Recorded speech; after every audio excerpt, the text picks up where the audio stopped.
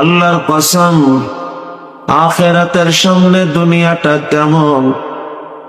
নবীজি বলেন, সাগরের ভিতরে কেউ আঙ্গুল ডুবাই উঠাই আনে তো সাগর ভরা পানির সামনে তার আঙ্গুলে উঠে আসা এক ফোঁটা পানি যেমন, আখিরাতের সামনে দুনিয়াটা এমনই এমন।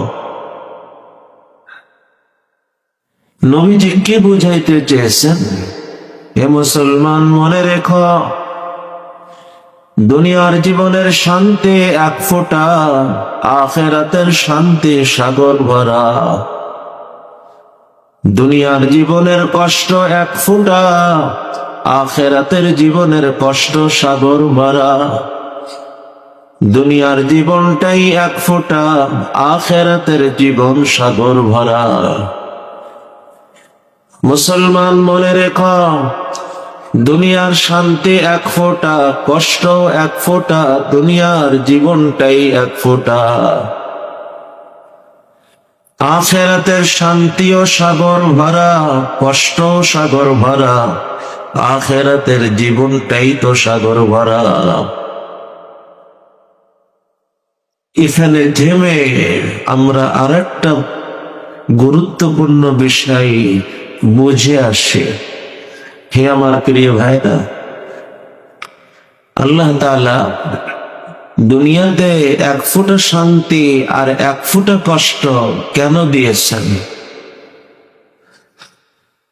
শান্তি দেওয়া বা কষ্ট দেওয়াই যদি উদ্দেশ্য হয়, এ বন্টন তো বুঝে আসার বন্টন না যে এক পাশে সাগর ভরা আর এক পাশে এক ফোঁটা। বন্টন হয় আধা আধি, বন্টন হয় 60-40। চলো 70-30 মানা যায়, 80-20 মানা যায়, 90-10 মানা যায়। কিন্তু এ কেমন বন্টন? এক পাশে এক আর এক পাশে 99, তাও না। এক পাশে 999 আর এক পাশে 1, তাও না। এক পাশে 9999 আর এক পাশে 1, তাও না। এক পাশে 99,999 আর এক পাশে 1, তাও না। এক পাশে হলো সাগর ভরা আর এক পাশে হলো আঙ্গুলে উঠে আসা এক ফোঁটা। তাহলে আখের উদ্দেশ্য কি? হে আমার প্রিয় ভাইরা, আমার মনে পড়ছে হাদিসে আসা ঘটনা। বাহরাইন থেকে মালে গনিমত আসছে, সাহাবায়ে কেরাম উল্টায় দেখতেছেন, এর ভিতরে হঠাৎ সুন্দর একটা কাপড় সবার নজরে পড়ল। সবাই ওই সুন্দর কাপড় দেখার জন্য যেন ডুবে আছে। কি সুন্দর, কি মুলায়ম কাপড়। নবীজির চোখে পড়ল, সাথে সাথে নবীজি বলে উঠলেন, আরে কিছুদিন আগে যে সাদ মারা গিয়েছে না, আল্লাহ তাকে জান্নাতে যে রুমাল দিয়েছেন তাও এর থেকে অনেক উন্নত। ভাববার বিষয় হলো, সাহাবায়ে কেরাম দুনিয়ার সুন্দর একটা কাপড় দেখার মধ্যে ডুবে আছেন। নবীজি তাদের চোখ এই সুন্দর কাপড় থেকে টানতে টানতে জান্নাতের কাপড় পর্যন্ত নিয়ে যাইতেছেন কেন? এই কথা বোঝানোর জন্য মুসলমান, তোমার চোখ যখন দুনিয়ার কোন সুন্দর কাপড় দেখবে, তোমার দেখাটা যেন এই দেখা পর্যন্ত সীমাবদ্ধ না হয়।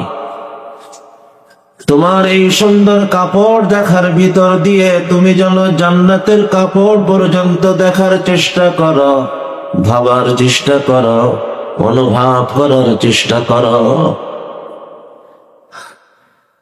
মানুষের জীবনে শান্তি আসে, ওই শান্তি তার কাছে এত শান্তির লাগে, ওই শান্তিকে পাওয়ার জন্য যেন পাগল পরা হয়ে ওঠে।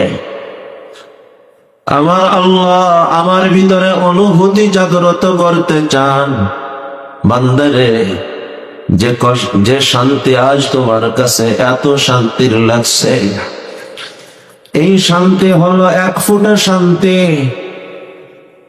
আর আখিরাতের শান্তি হলো সাগর ভরা শান্তি।